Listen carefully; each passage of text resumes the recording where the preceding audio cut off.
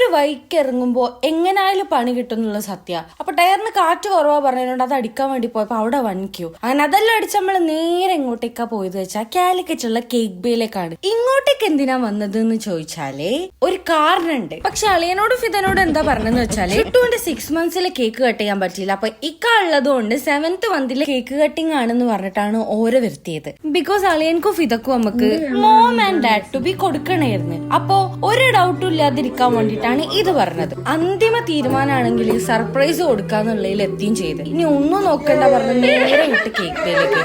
ഓരാണെന്നുണ്ടെങ്കിൽ തീരെ എക്സ്പെക്ട് ചെയ്തില്ല, ഒരു ഷുട്ടുവിന്റെ പരിപാടിയാന്ന് വിചാരിച്ചിട്ടാ വന്നിരുന്നത്. ഫൈനലി ഫിദക്കും അളിയൻക്കും മനസ്സിലായി ഇത് ഓർക്ക് വേണ്ടിട്ട് നമ്മൾ സെറ്റ് ആക്കിയ ഒരു പ്രോഗ്രാമാണ്. അമ്മക്ക് ഏറ്റവും പ്രിയപ്പെട്ട ആൾക്കാർ ഇങ്ങനെ ഹാപ്പി ആയിട്ട് കാണുന്നത് ഭയങ്കര സന്തോഷല്ലേ.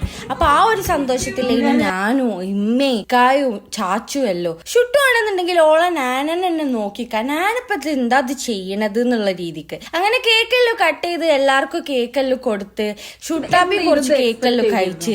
അപ്പൊ ഓരോട് ഞാൻ റിവ്യൂ എല്ലാം ചോദിച്ചത് എക്സ്പെക്ട് ചെയ്തിനോ ചെയ്തിട്ടില്ല. അപ്പൊ ഓരോ പറഞ്ഞത് ഒരു ഒട്ടും എക്സ്പെക്ട് ചെയ്തിട്ടില്ല. ഇന്നാണെന്നുണ്ടെങ്കിൽ ഈ ഒരു പരിപാടി മാത്രല്ല, ഫിദനെ അളിയന്റെ വീട്ടിൽ നിന്ന് കൂട്ടിക്കൊണ്ടുവരുന്ന പരിപാടി കൂടിയാണ്. സത്യം പറഞ്ഞാൽ പറ്റിയ അവസരം നമ്മൾ മുതലെടുത്തു. ബിക്കോസ് രണ്ടും ഒരേ ഡേ തന്നെ ആയിക്കഴിഞ്ഞാൽ ഇരട്ടി മധുരം എന്ന് പറയുന്ന പോലെ അല്ലേ. വാട്ടർമെലന്റെ ഡ്രിങ്കും പിസയും കേക്കും എല്ലാം കഴിച്ച് എല്ലാരും ഹാപ്പി ആയിട്ട് അവിടെ അങ്ങനെ ഇരുന്ന്. ഷുട്ടാപ്പി ആണെന്നുണ്ടെങ്കിലും ഭയങ്കര ഹാപ്പി ആയിരുന്നു. വെറുതെ നിക്കണ്ടല്ലോ, നിങ്ങളൊരു പൂവ് അങ്ങോട്ടേക്ക് ഫിദക്ക് കൊടുത്താളി നമ്മൾ അളിയനോട് പറഞ്ഞു. അളിയനാണെങ്കിൽ അത് പറഞ്ഞപടി സ്വീകരിച്ച് ചെയ്തും ചെയ്ത്. അപ്പൊ ഇന്നത്തെ വീഡിയോ ഇത്രേ ഉള്ളൂ.